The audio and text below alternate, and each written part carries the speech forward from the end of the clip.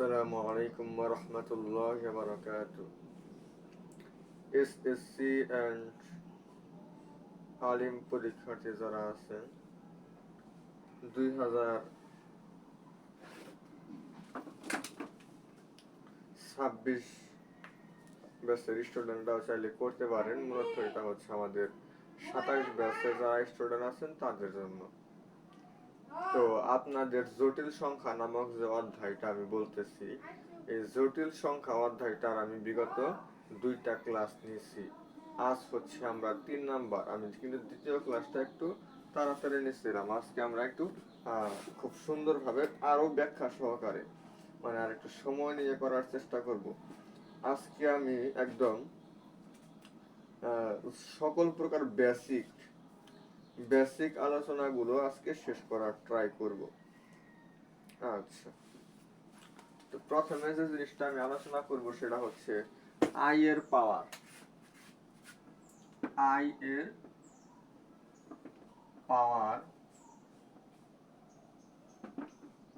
বা শক্তি। তো এই যে ইম্পর্টেন্ট, এটা খুবই খুবই ইম্পর্টেন্ট একটা টপিক, যে আয়ের পাওয়ার বা শক্তি জিনিসটা। দেখেন এখানে কিন্তু পাওয়ার মনে মনে 1 আছে। আমি যদি আই মানে আমরা কত জানি? আই মানে জানি আমরা হচ্ছে √(-1)। এটাকে কিন্তু আমরা আই দ্বারা প্রকাশ করি। এখন আমরা সমীকরণের বাম পাশে যে কাজ করব, ডান পাশেও কিন্তু সেম কাজটাই করতে হবে। তো আমি হচ্ছে এই পাশে আমি হচ্ছে বর্গ করব, এই পাশেও আমাদের বর্গ করতে হবে। তাহলে এটা আমাদের আমরা এতটুকু জানি যে √² কাটা যাবে, শুধু -1 থাকবে। তাহলে আই স্কয়ারের জায়গায় আমি কত লিখতে পারলাম দেখেন তো? আই এর মান হচ্ছে √(-1)। তাহলে আমরা আই এর মান, এটা আমরা আই রাখলাম, আই স্কয়ার হচ্ছে -1। এরপর হচ্ছে আমরা কি করব? উভয় পাশে আমি আরো একটা আই দ্বারা গুণন করব। আরো একটা আই দ্বারা গুণন করলে দেখেন আই স্কয়ারের সাথে যদি আমি আই গুণন করি তাহলে কিন্তু পাওয়ার 3 হয়ে যাবে। এই পাশে আমাদের -1 কে আই দ্বারা গুণ করলে কিন্তু আমাদের -i হবে। আশা করি এই জিনিসটা আপনারা বুঝতে পারছেন যে আমি কি করছি, আই স্কয়ারের সাথে আই গুণন করছি, তাহলে আই কিউব হয়েছে। এই পাশে -1 ইনটু হচ্ছে আই, যার অ্যান্সার হচ্ছে মাইনাসের আই। তাহলে আই কিউব মানে আমরা -i লিখতে পারি। আবার কি করব? আবারও হচ্ছে আমরা কি করব, উভয় পাশে মাইনাস আমরা আই দ্বারা গুণন করব। এই কারণে হয় আমাদের আই এর পাওয়ার 4। আই এর পাওয়ার 4 হচ্ছে, এই পাশে যেহেতু আই দ্বারা গুণন করছে, আমার এই পাশে আই দ্বারা গুণন করতে হবে, অর্থাৎ -i²। তাহলে মাইনাস এই যে আমার আই স্কয়ার মানে আবার কত? -1। এই মাইনাস মাইনাসে কি হয়ে যাবে? প্লাস, অর্থাৎ আমার আসবে হচ্ছে 1। তাহলে আই এর পাওয়ার 4 দিলে কত হয়? 1 হয়। 3 দিলে -i হয়। 2 দিলে -1। আর আই বলতে শুধু আমার এই জিনিসটাকে বোঝায় যে √(-1)। এই জিনিসগুলো কিন্তু আসলে আমাকে বুঝতে হবে। তো আমার এখন কথা হচ্ছে, এখানে দুইটা জিনিস খুব সুন্দরভাবে মাথায় নিতে হবে। যেমন আমার হোয়াটসঅ্যাপ নাম্বার কথা যদি বলি, হোয়াটসঅ্যাপ নাম্বার এটাও যদি বলি তাহলে কিন্তু এটা আমাদের মানে অনেক বড় একটা সংখ্যা, মানে একটা মোবাইল নাম্বার। এটা কিন্তু অনেক বড় একটা সংখ্যা হবে। যেমন 01, আমার এই হোয়াটসঅ্যাপ নাম্বার তো অনেকের কাছেই আছে।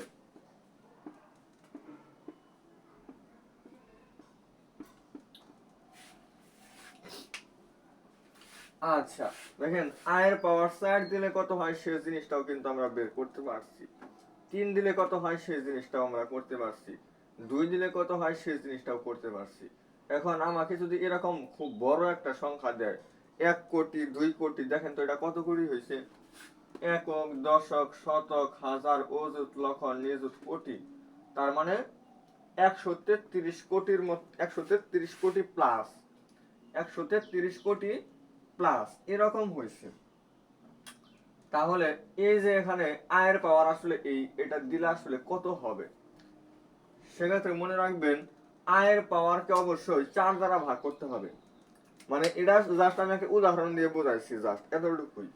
আপনারা কি করবেন, আপনারা হচ্ছে আয়ের যে পাওয়ারটা দেওয়া থাকবে, এই আয়ের পাওয়ারকে আপনি অলওয়েজ 4 দ্বারা ভাগ করবেন। কত দ্বারা ভাগ করতে হবে? 4 দ্বারা। 4 দ্বারা ভাগ করলে যেটা ভাগ শেষ আসবে ওইটা হবে পরবর্তী লাইনে আয়ের পাওয়ার। পরবর্তী লাইনে আমার আয়ের পাওয়ারটা কত হবে? আমার প্রথমে যে আয়ের পাওয়ারটা ছিল ওই পাওয়ারকে আমি 4 দ্বারা ভাগ করব। 4 দ্বারা ভাগ করলে যে ভাগ শেষটা হবে সেটা আমি আয়ের পাওয়ার দেব। তাহলে এটাকে আমি 4 দ্বারা কিভাবে ভাগ করতে পারি? এটাও তো এখন অনেক টাফ হয়ে যায়, মানে অনেক কঠিন হয়ে যায় এটা সলভ করতে গিয়ে। এটা আমাদের একটা শর্টকাট আছে। দেখেন, এই সম্পূর্ণ সংখ্যাটাকে 4 দ্বারা ভাগ করলে যে ভাগশেষটা হবে, আপনি যদি শেষ দুই ডিজিটকে 4 দ্বারা ভাগ করেন তাহলেও সেম ভাগশেষই আসবে। তাহলেও কি আসবে? সেম ভাগশেষ আসবে। তাহলে অনেক বড় একটা সংখ্যা আপনি 4 দ্বারা ভাগ করলেন, যে ভাগশেষ আসবে লাস্ট 2 ডিজিট মানে একক এবং দশক এর ঘর মিলে যে 2 ডিজিটটা তৈরি হয় একদম শেষের দিকে, এই দুইটা ডিজিট মিলে যে সংখ্যাটা তৈরি হয়, এখানে 14 হয়েছে 14। তো এটাকে আপনি লাস্ট মানে 4 দ্বারা ভাগ করলেও সেম ভাগশেষই আসবে। তাহলে 14 কে আপনি 4 দ্বারা ভাগ করেন, ভাগশেষ আসে 2। ভাগশেষ কত আসে? 2। তাহলে আপনি সম্পূর্ণ সংখ্যাটাকে 4 দ্বারা ভাগ করলেও আপনার ভাগশেষ 2 আসবে। তো পরবর্তী লাইনে আমার পাওয়ার হবে 2। এবার আই স্কোয়ারের মান, এই চারটা মান আপনি মুখস্থ করবেন। আয়ের পাওয়ার 1 দিলে কত হয়, 2 দিলে কত হয়, 3 দিলে কত হয়, 4 দিলে কত হয়। তাহলে আই স্কোয়ার মানে কত? -1। আশা করি আপনারা এই ম্যাথটা অবশ্যই বুঝতে পারছেন যে আসলে আমরা কিভাবে সলভ করতে পারলাম। পাওয়ার যাই দেওয়া থাকুক না কেন আমরা 4 দ্বারা ভাগ করব। যে ভাগশেষটা হবে ওইটা আমরা পরবর্তী লাইনে আয়ের পাওয়ার দেব। দেওয়ার পরে এই চারটার কোনো একটা আসবে, তারপর হচ্ছে আমরা ওটার মান শুধু লিখে দিব। আই স্কোয়ার থাকলে -1, আই কিউব থাকলে -i, আয়ের পাওয়ার 4 থাকলে 1। তাহলে আমরা আরো একটা সমাধান করার ট্রাই করি। যেমন এখন কত সাল চলে? এখন হচ্ছে 2026। আচ্ছা, আয়ের পাওয়ার 2026 দিলাম। তাহলে আপনি দেখেন এটাও কিন্তু মোটামুটি খুব বড় একটা সংখ্যায় বলা চলে। তো এই 2026 এটা আসলে আমরা ক্যালকুলেটর ছাড়া অতি সহজে কিভাবে এটাকে 4 দ্বারা ভাগ করতে পারি, কারণ এটার মান আসলে কত। কারণ আমরা জানি আয়ের পাওয়ার যত মনে হয় তত বড় সংখ্যা হতে পারে, ওইটাকে আমাদের একটা মান, এটার মান কত সেটা আমাকে নির্ণয় করতে হবে। তো দেখেন লাস্ট 2 ডিজিট হচ্ছে আমাদের 26। তার মানে আমরা যদি 4 দ্বারা ভাগ করি, তাও এটার ক্ষেত্রেও কিন্তু আমাদের কত আসতেছে? ভাগশেষ কিন্তু 2 আসবে। তো আয়ের পাওয়ার হবে ভাগশেষ কত? 2। তার মানে কত আসতেছে? -1 আসতেছে। তাহলে এটাই হচ্ছে আমাদের অ্যান্সার। আশা করি এই যে পাওয়ার সংক্রান্ত এই বিষয়টা। আরো একটা জিনিস আমার এখানে আছে, সেটা হচ্ছে আপনারা ক্রমিক যদি নেন, প্রথমে হচ্ছে আই, এরপর হচ্ছে আই স্কোয়ার, এরপর হচ্ছে আই কিউব, এরপর হচ্ছে আয়ের পাওয়ার 4। এই যে এখানে পাওয়ার গুলোর কথা আমি একটু খেয়াল করতে বলতেছি। এখানে যে পাওয়ারের যে বিষয়গুলো, এখানে এই জিনিসটা আমি খেয়াল করতে বলতেছি আপনাদের। এখানে কি ঘটনাটা ঘটছে দেখেন, 1 2 3 4 ক্রমিক অনুযায়ী যে কোনো 4টা স্বাভাবিক সংখ্যা যদি ক্রমিক আকারে এরকম পাওয়ার হয়, 4টা ক্রমিক সংখ্যা যদি কি হয় এরকম পাওয়ার আকারে থাকে, 1 2 3 4 হতে পারে, অথবা 5 6 7 8 হতে পারে, বা 2 3 4 5 হতে পারে, বা 101 102 103 104, মানে 4টা ক্রমিক সংখ্যা। 4টা ক্রমিক সংখ্যা হচ্ছে আয়ের 4টা পাওয়ার হবে এবং ওইগুলোকে যোগ করতে বলা হবে।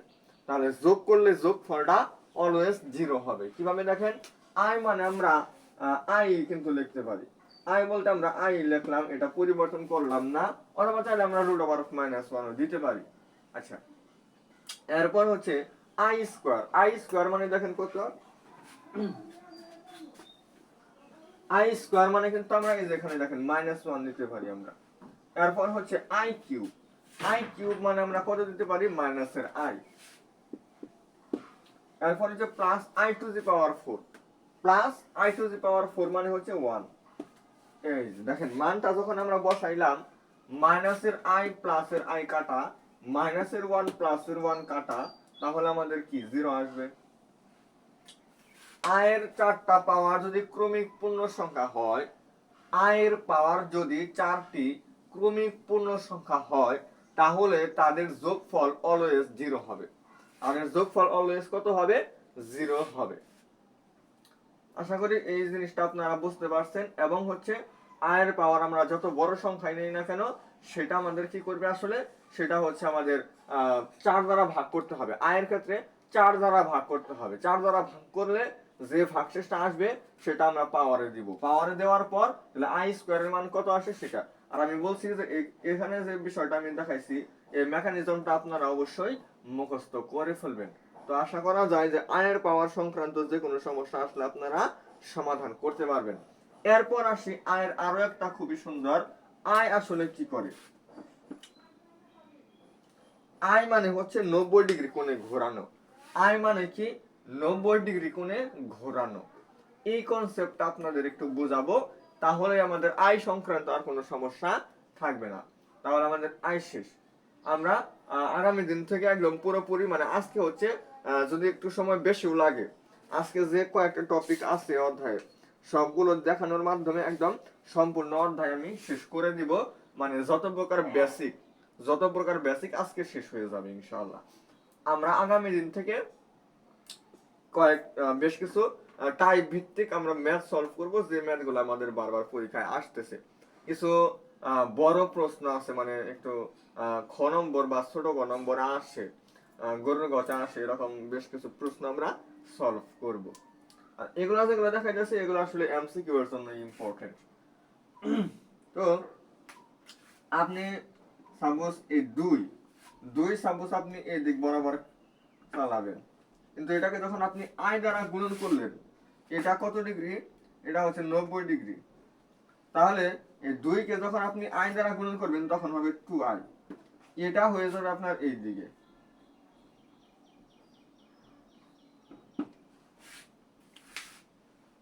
তাহলে আই মানে হচ্ছে, দেখেন আই এর আর্গুমেন্ট যদি আমি নির্ণয় করতে বলি, কোন একটা সংখ্যাকে আইও কিন্তু আমাদের একটা জটিল সংখ্যা আমরা বলতে পারি। তো এই জটিল সংখ্যাটা কোন একটা সংখ্যাকে, সেটা জটিল সংখ্যা হতে পারে বাস্তব সংখ্যা হতে পারে, ওই সংখ্যাটাকে আমি কোন একটা জটিল সংখ্যা দ্বারা গুণন করব। জটিল সংখ্যা দ্বারা গুণন করলে সেটা হচ্ছে ওটার যে আর্গুমেন্ট ওই কোণে ঘুরে যাবে। আয়ের আর্গুমেন্ট হচ্ছে 90 ডিগ্রি। আয়ের আর্গুমেন্ট কত? 90 ডিগ্রি। এ কারণে আমি এটাকে আই দ্বারা গুণন করার কারণে সেটা 90 ডিগ্রি কোণে ঘুরে যাবে। এখন আমি যদি বলি যে 1 প্লাস রুট 3, এটা দ্বারা যদি আমি কোন একটা জটিল সংখ্যা বা কোন একটা বাস্তব সংখ্যাকে যদি আমি ঘুরাই, মানে গুণন করি, কোন একটা সংখ্যাকে আমি এটা দ্বারা গুণন করলাম, গুণন করলে সেটা কত ডিগ্রি কোণে ঘুরে যাবে, সেটা কত ডিগ্রি কোণে ঘুরে যাবে। তাহলে এটার আর্গুমেন্টই হবে আমাদের অ্যান্সার। এটার আর্গুমেন্ট কত আসবে সেটা তো আমরা অবশ্যই বের করতে পারবো। এটা হচ্ছে আমাদের tan ইনভার্স রুট 3 বাই 1 মানে tan inverse root 3। tan inverse root 3 হচ্ছে tan কত ডিগ্রি মানে রুট 3 60 ডিগ্রি। তাহলে এটার আর্গুমেন্ট হচ্ছে 60 ডিগ্রি। তার মানে আমি কোন একটা জটিল সংখ্যাকে বা কোন একটা স্বাভাবিক সংখ্যাকে যদি আমরা এই 1 প্লাস রুট 3 i দ্বারা গুণন করি, তাহলে সেটা 60 ডিগ্রি কোণে ঘুরে যাবে। আর i এর আর্গুমেন্ট হচ্ছে আমাদের 90 ডিগ্রি। তো আমরা যদি এটাকে i দ্বারা গুণন করি কোন একটা জিনিসকে, যেমন এই যে 2i এখানে আছে না, আমরা এটাকে 90 দ্বারা মানে i দ্বারা গুণন করলে এটা কিন্তু আবারও 90 ডিগ্রি কোণে ঘুরে যাবে, মানে এই দিকে আসবে, অর্থাৎ -2 হবে। দেখেন এটার বিপরীতে কিন্তু আমাদের এইটা, আবার i দ্বারা গুণন করলে আমাদের এই যে এই দিকে এসে পড়বে, অর্থাৎ -2i হবে। আবার i দ্বারা গুণন করলে আমাদের 2 আসবে। আবার i দ্বারা গুণ করলে আমাদের কত আসবে? 2 আসবে। এটা হচ্ছে প্লাস, এটা হচ্ছে মাইনাস। এটাই তো আমরা জানি, এটা প্লাস x অক্ষ, এটা মাইনাস x অক্ষ। দেখেন এদিকে মাইনাস আসছে, আবার এদিকে যেটা প্লাস ছিল এদিকে সেটা মাইনাস হয়েছে। আচ্ছা, তাহলে এই যে আয়ের যে মেকানিজম গুলা, যে বিষয়গুলো আমাদের আসলে বুঝতে হয়, এখানে কিন্তু বেশ অনেক প্রকার বেসিক আমি আপনাদেরকে আলোচনা করে দেখাইলাম। তো তো আয় সংক্রান্ত যে কোনো প্রকার সমস্যা আসলে ইনশাআল্লাহ আপনারা সমাধান করতে পারবেন। এরপর হচ্ছে আপনাদেরকে আমি বর্গমূল নির্ণয় করার যে শর্টকাটটা, সেই শর্টকাটটা কিন্তু আপনাদেরকে আমি দেখাইছি বর্গমূল কিভাবে নির্ণয় করতে হয়।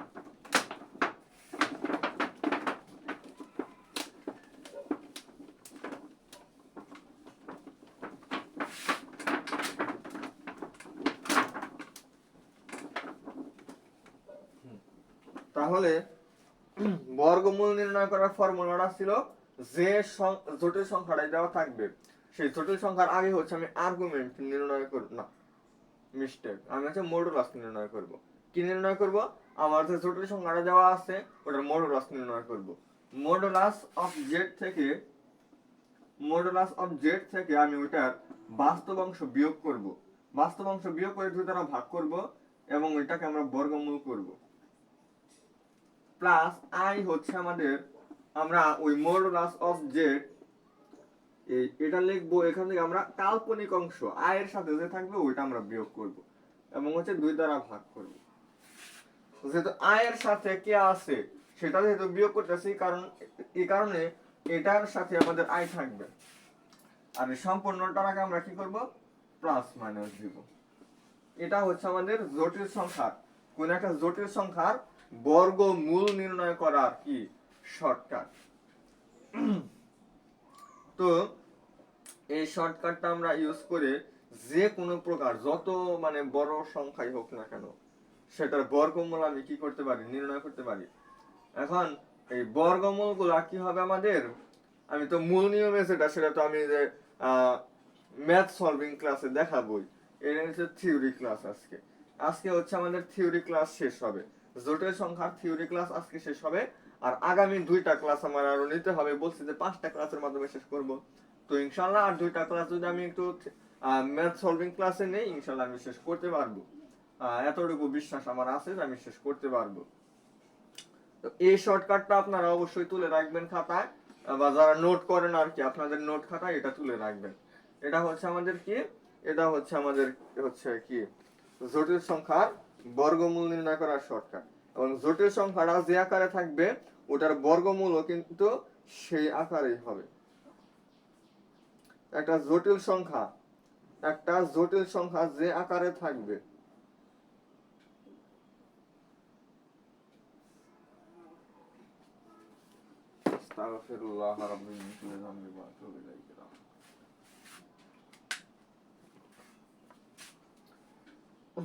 আমার মতো কেউ ভুল করেন না, তাহলে কিন্তু আপনাদের একদম শেষ হয়ে যাবে। উভয় পাশে আমাদের বাস্তব অংশ নিয়ে কাজ করতে হবে। আমি ওই দিন ম্যাথ সলভ করতে গিয়ে মিলাই দিতে পারি নাই, তাহলে মনে হলো যে আজকে একটু দেখায় দেওয়া উচিত। তো এই পাশে হচ্ছে বাস্তব অংশ আমি যোগ করব, এই পাশে বাস্তব অংশ আমি বিয়োগ করব। আচ্ছা, তাহলে আজকে একটা আপনাদেরকে জটিল সংখ্যার বর্গমূল নির্ণয় করে দেখাই, তারপর হচ্ছে আমি পরবর্তী টপিকে যাই। যেমন 12 প্লাস 5i, 12 প্লাস 5i এটা একটা জটিল সংখ্যা। এই জটিল সংখ্যাটার বর্গমূল কত হবে? দেখেন এটার যেহেতু 2 পদের আগে সেম চিহ্ন আছে, দুইটাই যোগ চিহ্ন আছে, তো আমাদের দুইটাই হয়তো যোগ চিহ্ন আনতে হবে অথবা দুইটাই বিয়োগ চিহ্ন আনতে হবে, একই ফরম্যাটে নিতে হবে, এটা হচ্ছে কথা। তো এটার বর্গমূল নির্ণয় করার জন্য অবশ্যই আমরা এটার কি হচ্ছে এটা মডুলাসটা নির্ণয় করে ফেলবো। 12 পর স্কয়ার হচ্ছে 144 প্লাস 25, তাহলে হয় 169, রুট করলে হয় 13। এই 13-র সাথে আমি কি করব? একবার এটার বাস্তব অংশ কত?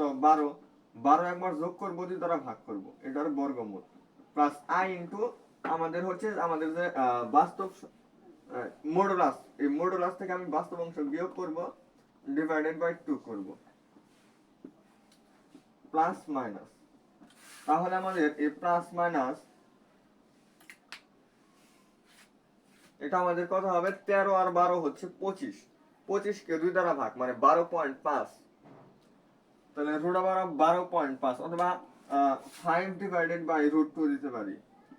5 ডিভাইডেড বাই √2 প্লাস হচ্ছে i ইনটু এই 13 থেকে 12 বাদ দিলে হয় 1 1 ভাগ 2 মানে হচ্ছে 1 ভাগ √2। অথবা এটা আমরা আরেকটু ক্যালকুলেশন করতে পারি। আমরা যদি 1 ভাগ √2 কমন নেই তাহলে হবে 5 প্লাস i।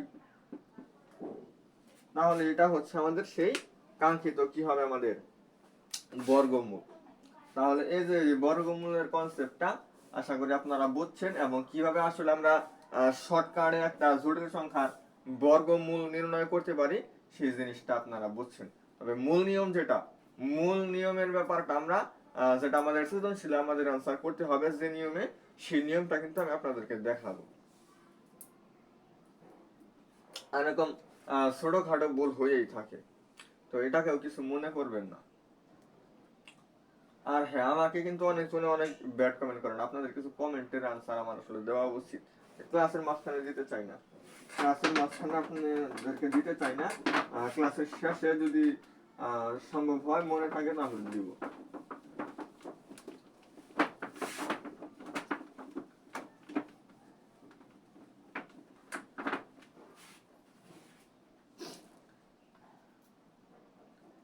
এরপর হচ্ছে ঘনমূল।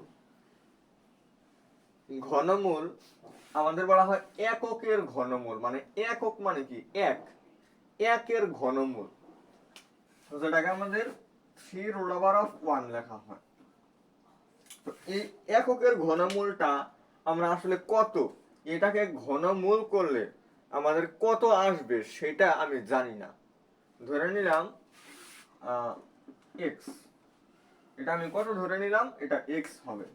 তাহলে 1 এর পাওয়ার কত আছে এখানে, 1/3, ওই পাশে যায় হবে 3, অর্থাৎ x³।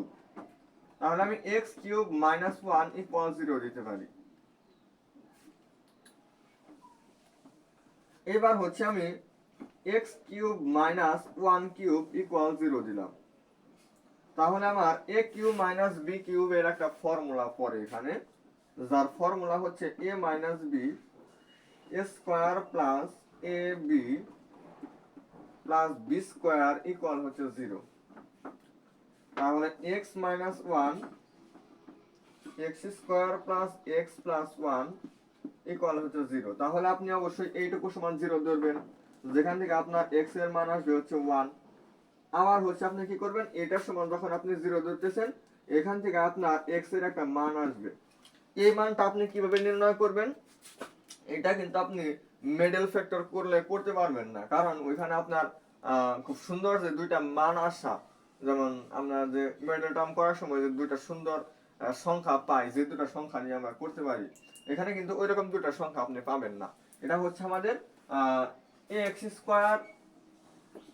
Plus bx plus c equal 0। এই সমীকরণটা আসলে তুলনা করে যে আমাদের x এর একটা ফর্মুলা ছিল -b plus b square minus 4ac divided by 2a, এই ফর্মুলাটা ইউজ করে আমাদের মানটা নির্ণয় করতে হবে। তো এখানে x এর যে দুইটা মান আসবে সেটা হবে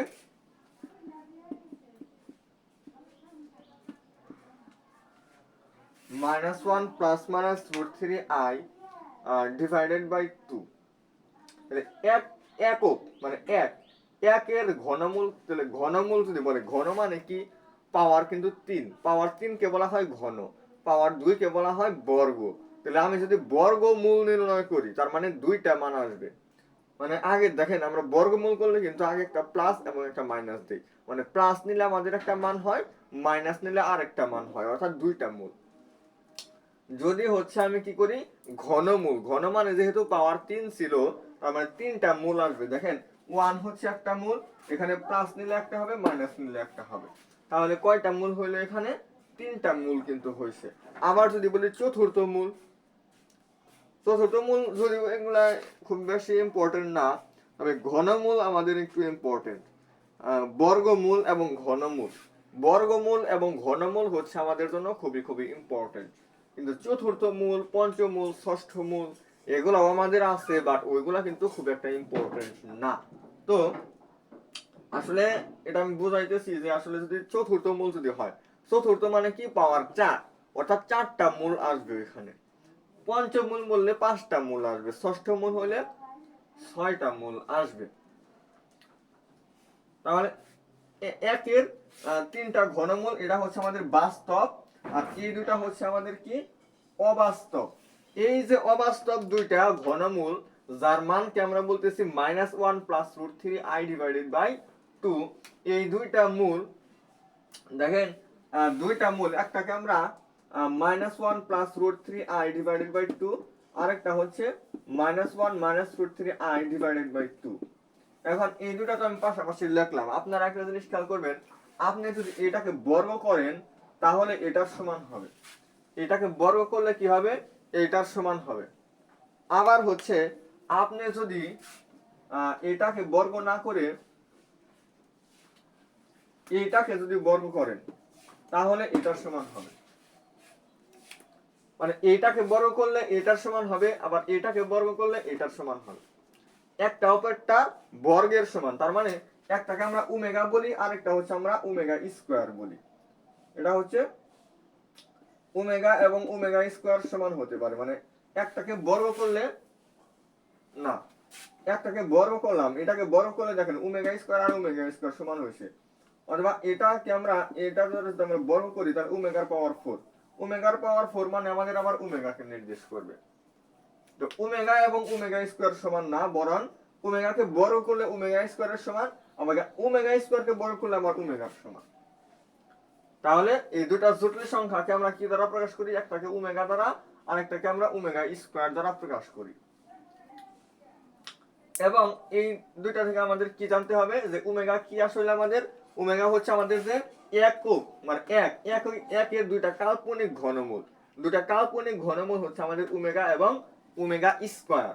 এই ওমেগা এবং ওমেগা স্কয়ার, এই যে এই দুইটা মান, এই যে এখানেও কিন্তু একটা মান আসছে। তো আমাদেরকে বলা হচ্ছে যে এই ওমেগা একের যে 3টা ঘনমূল আমাদের এখানে আছে, 1 ওমেগা এবং ওমেগা স্কয়ার, এই 3টা মূল যদি আমরা যোগ করি, 1 ওমেগা এবং ওমেগা স্কয়ার, এই 3টা যদি আমরা যোগ করি তাহলে অলওয়েজ 0 হবে। এটা আমাদের কত হবে, 0 হবে। আর যদি আমি এই 3টা মূল যদি গুণন করি তাহলে আমাদের ওমেগা কিউব, এটার মান আমাদের 1 হবে। আশা করি বুঝতে পারছেন যে আমাদের যে এক নামক যে জিনিসটা, এটার যে 3টা ঘনমূল 1 ওমেগা এবং ওমেগা স্কয়ার পাইলাম, এখানে একটা অবাস্তব ঘনমূলকে বর্গ করলে আমরা আরেকটা ঘনমূল পাই, বা এটাকে বর্গ করলে আমরা এটাকে বর্গ করলে এটা, আমরা যেটাকে বর্গ করি আমি অপরটা পাবো। কিন্তু বাস্তবের ক্ষেত্রে কি এরকম হয় দেখেন, আমরা 2 কে বর্গ করলে 4 পাই, কিন্তু 4 কে বর্গ করলে কি আমরা 2 পাবো? এটা কোনোদিন সম্ভব হয়? সম্ভব হয় না। এই কারণেই এগুলা বাস্তবের ক্ষেত্রে যেহেতু হয় না, এই কারণে এগুলাকে বলা হয় অবাস্তব সংখ্যা বা জটিল সংখ্যা বলা হয় এগুলাকে। তো এগুলা আমাদের কি, দুইটা গুণন করলে ওমেগা কিউব, কে 1 দ্বারা গুণ করলে ওমেগা কিউব, তার মান হয় আমাদের 1। আচ্ছা, তাহলে তিনটার যোগফল হচ্ছে 0, গুণফল হচ্ছে 1। এবং ওমেগা কি করে, আমরা বলছিলাম যে আই দ্বারা গুণ করা মানে কি, আই দ্বারা গুণ করলে হচ্ছে ওটা 90 ডিগ্রি কোণে ঘুরে যায়, আর ওমেগা হচ্ছে 120 ডিগ্রি কোণে ঘুরে যায়। ওমেগার আর্গুমেন্ট হচ্ছে 120 ডিগ্রি। ওমেগার আর্গুমেন্ট কত? ওমেগার আর্গুমেন্ট হচ্ছে 120 ডিগ্রি। অর্থাৎ কোন একটা সংখ্যাকে যদি আমি ওমেগা দ্বারা গুণন করি সেটা হচ্ছে 120 ডিগ্রি কোণে ঘুরে যাবে। আচ্ছা, আর হচ্ছে আই এবং ওমেগার মধ্যে আমাদের কিছু সম্পর্ক বা পার্থক্য উল্লেখ করা হয়। সেই জিনিসগুলা কি? সেই জিনিসগুলা হচ্ছে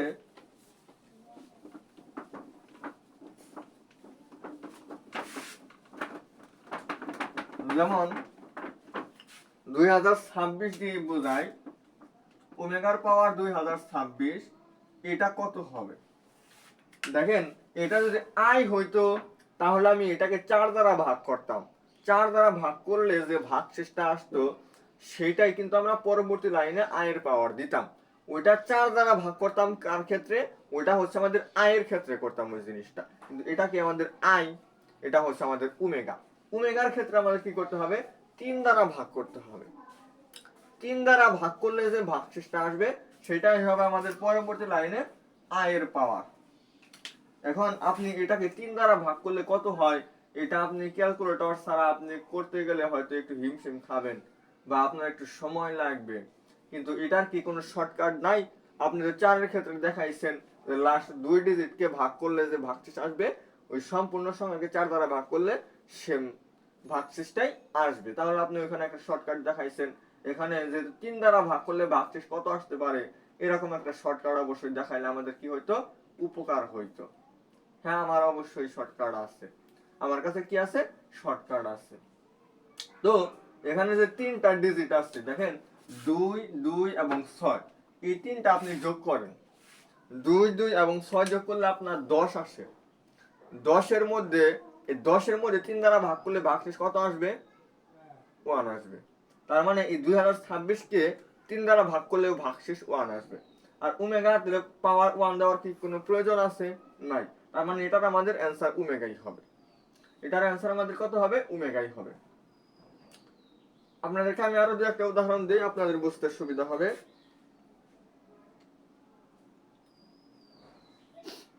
বই থেকে দেখাই, বইয়ে থাকলে জিনিসগুলো একটু ভালো হয়।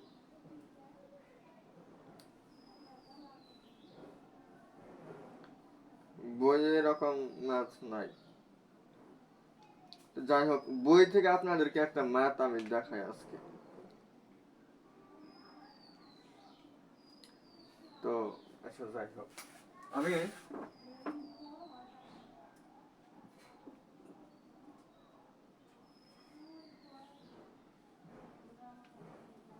122 এই সংখ্যাটা আমি নিলাম। আচ্ছা, 122 এখানে দেখেন, এটাকে 3 দ্বারা ভাগ করলে, 122 কে যদি আমি 3 দ্বারা ভাগ করি তাহলে ভাগশেষ কত আসবে? তাহলে 2 আর 2 যোগ করলে হয় 4, আর 1 যোগ করলে হয় 5। 5 এর মধ্যে 3 দ্বারা ভাগ করলে ভাগশেষ হয় 2। তাহলে এই ওমেগাকে, মানে 122 কে 3 দ্বারা ভাগ করলে আমাদের 2 আসবে, অর্থাৎ ওমেগা স্কয়ার আসবে। আর এটাই হচ্ছে আমাদের অ্যান্সার, এখানে এটাই ছিল আমাদের অ্যান্সার। আর ওমেগা মানে কি পাইলাম আমরা, ওমেগা মানে হচ্ছে আমাদের -1 + √3i ডিভাইডেড বাই 2, আর ওমেগা স্কয়ার হচ্ছে -1 - √3i ডিভাইডেড বাই 2। এবার আপনাদেরকে আমি খুব সুন্দর একটা ম্যাথ দেখাই। দেখেন, এই ম্যাথটা কিন্তু আমাদের আসলে কতবার আসছে এটা বলে শেষ করা যাবে না, এটা মিনিমাম 20 থেকে 25 বার আসছে এই ম্যাথটা। এটা ক নম্বরে আসে, কোথায় আসে এটা, এটা হচ্ছে আমাদের ক নম্বর এ, মানে সৃজনশীলের যে ক নম্বর, এই অ্যান্সারটা করতে পারলে আপনি 2 নম্বর পাবেন। এটা খুবই খুবই অনেকবার আসছে, অনেকবার, প্রত্যেক বছরে আসছে এটা। একদম 2009 সাল থেকে শুরু করে 2025 সাল পর্যন্ত এমন কোনো সাল নাই যে কোনো একটা বোর্ডে আসে নাই। হয়তো একবার রাজশাহী বোর্ডে আসছে, না হয় একবার কুমিল্লা বোর্ডে আসছে, না হয় একবার চট্টগ্রাম বোর্ডে আসছে, না হয় ঢাকা বোর্ড আসছে, না হয় মাদ্রাসা বোর্ড আসছে। প্রত্যেক বছরই কোনো না কোনো বোর্ডে আসছে। 2009 সাল থেকে শুরু করে 2025 সাল পর্যন্ত প্রত্যেক বছরই কোনো না কোনো বোর্ডে একবার হলেও মানে আসছে আর কি। এটা সেটা হচ্ছে -1 প্লাস √3, এটার পাওয়ার হচ্ছে 4 প্লাস -1 -√3, এটার পাওয়ার 4, এটার সমান -16। এটার সমান কত, এটা -16 সমান। এই জিনিসটা আমাকে প্রমাণ করতে হবে।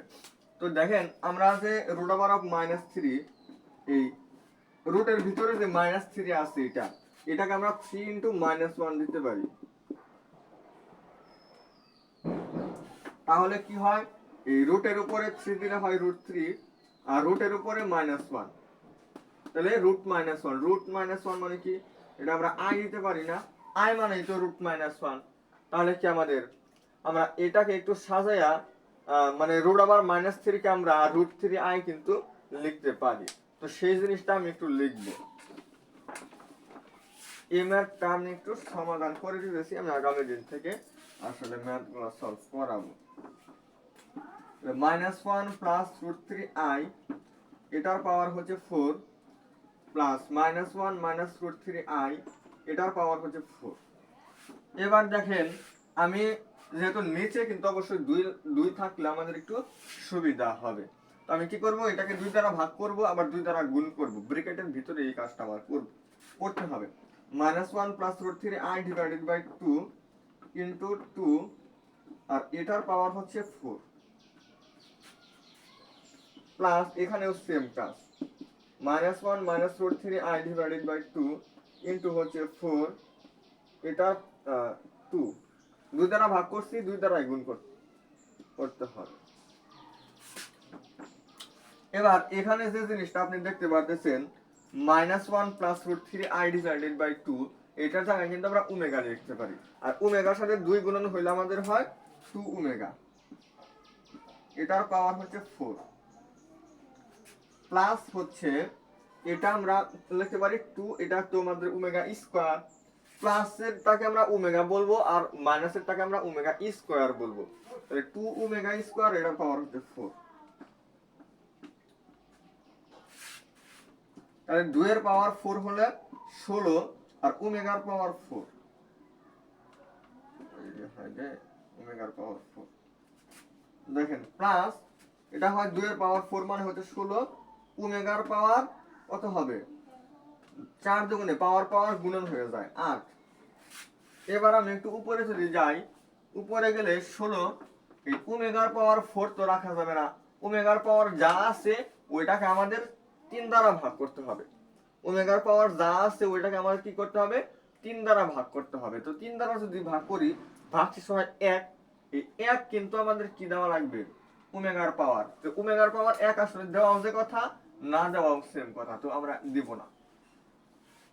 প্লাস হচ্ছে 16, এই ওমেগার পাওয়ার 8, তাহলে পাওয়ার যেহেতু 8 আছে, এই পাওয়ার 8 কে কি করব আমরা 2 দ্বারা ভাগ, 3 দ্বারা ভাগ করব।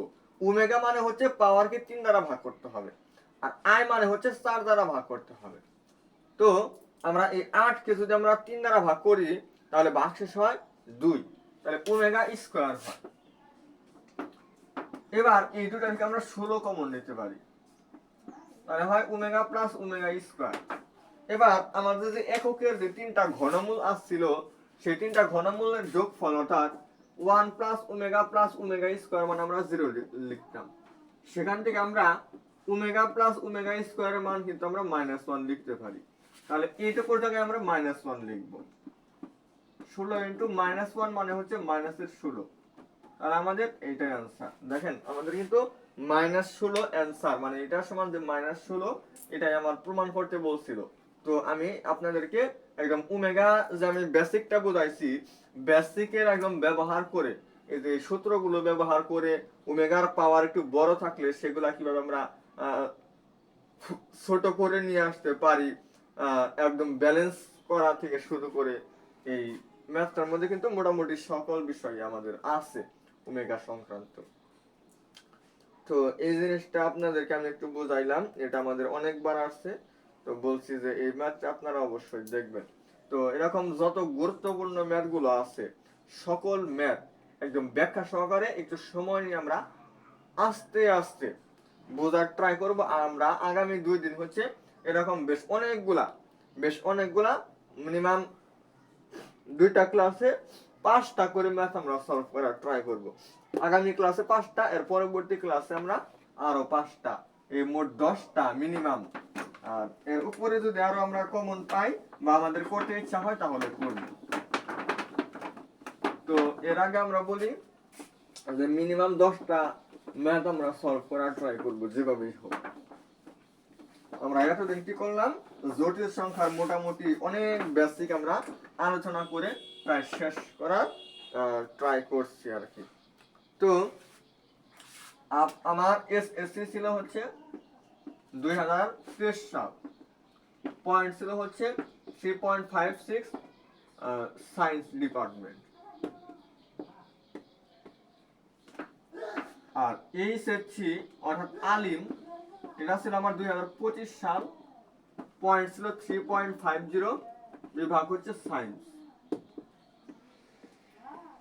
এই জিনিসটা আপনারা দেখে অবশ্যই বলেন যে নিজে পারে না বাড়াইছে আমাকে পড়াইতে, এরকম কমেন্টও কিন্তু আমি পাইছি। তাহলে আমার পয়েন্ট দেখা কি আসলে একদম মানে একজন স্টুডেন্ট বা একজন মানুষের আসলে যোগ্যতা নির্ণয় করা যায় না। এটা অবশ্যই মনে রাখবেন। কারণ আমি ইংলিশ বলেন, বায়োলজি, এগুলাই আমি পড়াইতে পারি না। ইংলিশ, বায়োলজি, ফিজিক্স, কেমিস্ট্রি এগুলা যদি বলেন, এগুলা কিন্তু আমি অতটা ভালোভাবে পড়াইতে পারি না। কিন্তু আপনি একটা জিনিস জানলে অবাক হবেন যে আমার যদি ম্যাথের কথা বলি, যেমন এসএসসির ক্ষেত্রে ম্যাথ এবং হায়ার ম্যাথে আমার জেনারেল ম্যাথে ছিল আমাদের 96 আর হায়ার ম্যাথে ছিল 99। এটা আমার হচ্ছে এসএসসির, এটা হচ্ছে আমাদের জেনারেল ম্যাথ আর এটা হচ্ছে আমাদের হায়ার ম্যাথের, এটা আমার নাম্বার, এই নাম্বারটা আমার ছিল। তাহলে একটু দেখেন, আমার 1 নম্বর কাটা গেছিল, মানে একটা এমসিকিউ কাটা গেছিল। আমার সৃজনশীল আমার 1 নম্বরে কাটা যায় না। সৃজনশীলে কি হয় না, আমার একটা নম্বরে কাটা যায় নাই, শুধু একটা এমসিকিউ কাটা গেছিল একটু, নবম দশম শ্রেণীর উচ্চতর গণিতে। সাথে হচ্ছে এই 96 হচ্ছে আমি জেনারেল ম্যাথে। তাহলে চিন্তা করেন যে আমি কতটুকু ম্যাথে এক্সপার্ট, আর ম্যাথ কতটুকু আপনাদেরকে বুঝাইতে পারি বা কতটুকু বেসিক আমার জানা আছে। এবছর যারা বুয়েটে চান্স পাইছে ওদের অনেকজনকে আপনি জিজ্ঞেস করেন যে কে এই নবম দশম শ্রেণীর উচ্চতর গণিতে 99 পাইছিল, এরকম জিজ্ঞেস করেন, পাওয়াই যাবে না। আর ইন্টারমিডিয়েটেও আমার মার্কস ছিল ফার্স্ট পার্ট আর সেকেন্ড পার্ট মিলে হচ্ছে 189।